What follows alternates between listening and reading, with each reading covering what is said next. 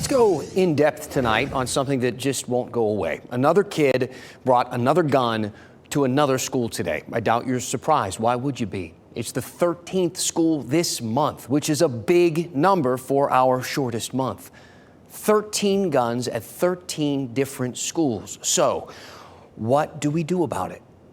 Everybody is calling on something to be done, but what? More resource officers, metal detectors, a moat and drawbridge?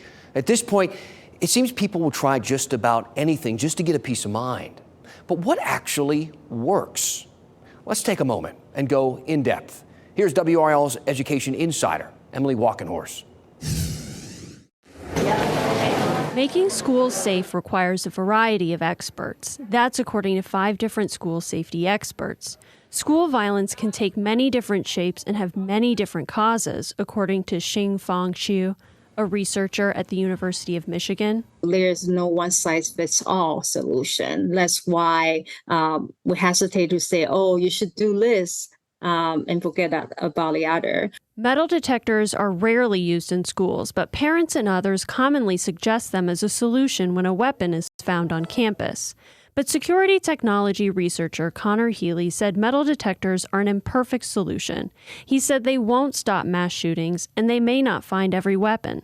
So the best case for metal detectors in schools is that they'll prevent students from concealing a smaller weapon, like a handgun or a knife, in their bag, for example, and bringing that into a school. But experts agree on several potential ways to help make schools safer. Anonymous tip lines, training for staff and students on recognizing suspicious behavior, doors that lock from the inside, bullying prevention, safe gun storage practices at home, and minimizing the publicity of threats and shooters to prevent copycats.